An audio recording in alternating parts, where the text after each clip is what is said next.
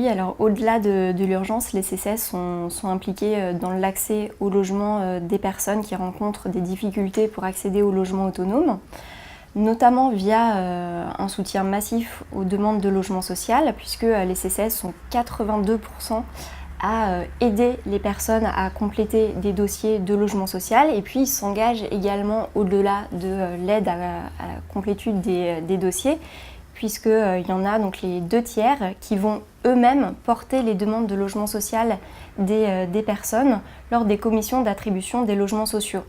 C'est une implication massive.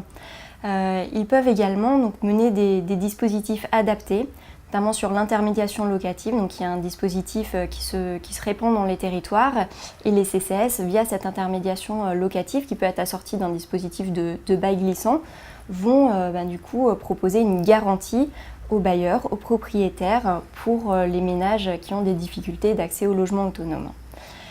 Et puis, au-delà de l'accès au logement, les CCAS vont aider les ménages à conserver leur logement, notamment via la prévention des expulsions locatives, où les CCAS participent aux commissions locales d'impayés de loyer. Ils vont également participer au CAPEX des territoires, donc les commissions de coordination des actions de prévention des expulsions locatives. Et puis aider les ménages à avoir de l'accompagnement budgétaire, où ils peuvent aussi jouer un rôle fort dans la médiation entre bailleurs et locataires. Et les CCAS ont aussi un rôle fort donc, sur l'appropriation du logement, puisqu'ils sont plus de 44% à accompagner les ménages, soit sur l'accompagnement individuel à l'appropriation du logement, soit par exemple par des ateliers collectifs, ou bien la distribution de kits d'énergie. Donc ça va vraiment, leur action va au-delà de la simple action face à l'urgence.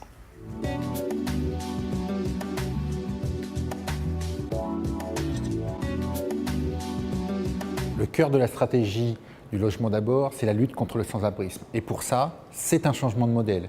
C'est-à-dire qu'on va mettre le plus vite possible les personnes dans le logement en adaptant l'accompagnement. C'est-à-dire on part des besoins beaucoup plus que des normes et des systèmes. Et pour ça, évidemment, le territoire, il a un rôle clé à jouer. Mais ce changement de modèle, il doit infuser tous les esprits. Et d'une certaine manière, le logement d'abord, son objectif, c'est aussi de permettre à chacun de s'inscrire dans ce nouveau mode de fonctionnement. Les personnes faisaient le maximum dans un cadre qui était celui où elles avaient classiquement l'habitude de travailler. Là, on change de paradigme. Et il y a un travail évidemment de formation à faire qui va accompagner le logement d'abord. Mais bien la clé, c'est l'accès le plus rapide possible au logement avec un bon accompagnement.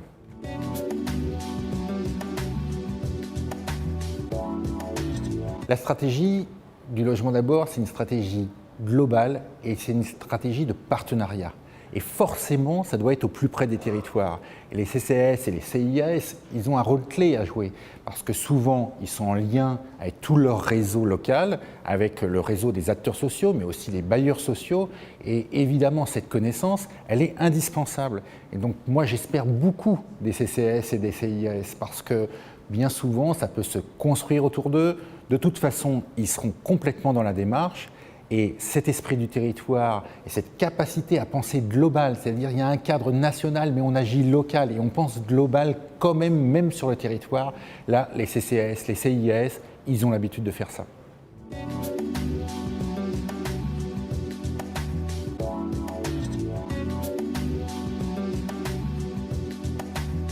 C'est un état de fait que l'Union sociale pour l'habitat, c'est-à-dire l'ensemble des organismes HLM, dont certains de ces organismes sont adossés à des collectivités locales ou à des collectivités territoriales, les départements tout particulièrement.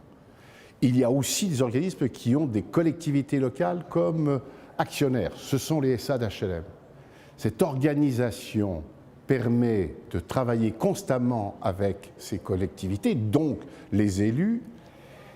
Et les bailleurs sociaux sont particulièrement attentifs aux politiques, aux objectifs qu'ont chaque CCAS, voire CCAIS, intercommunaux. Il y en a quelques-uns déjà, et peut-être de plus en plus. Ils connaissent bien la population. ils analysent et ils mettent en œuvre des politiques publiques locales. Et les bailleurs sociaux ont l'obligation de répondre aux besoins locaux, en particulier avec les associations qui interviennent auprès des personnes fragiles, auprès des personnes qui sont en parcours résidentiel, en recherche de logement. Donc il y a une mutualisation de moyens, il y a des échanges permanents.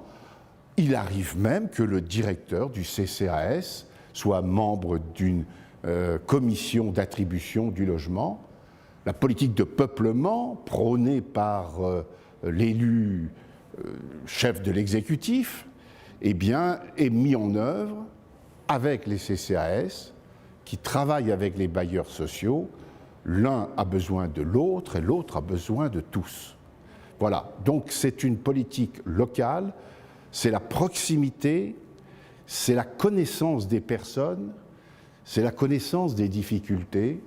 Ce sont des indicateurs qui nous permettent à tous ensemble de travailler unis pour le bien, pour le logement. Nous, Union sociale pour l'habitat et donc l'ensemble du mouvement HLM, nous voulons produire, mettre au neuf, lutter contre quelques dérives que l'on peut constater ici ou là dans le patrimoine, faire en sorte que celui-ci géré amène une quittance moins élevée. Il y a le loyer, il y a les charges. Donc nous avons cause commune et je me félicite d'avoir été invité par l'UNCCAS pour entendre ce que l'on a entendu ce matin, c'est-à-dire des analyses qui sont faites par des pratiquants sur le terrain, par les 2 études sondages qui ont été proposées. Je pense que cela doit renforcer non seulement nos liens, nos relations, mais faire savoir à tous qu'ensemble, nous ferons mieux encore pour que le droit au logement s'applique bien à tous.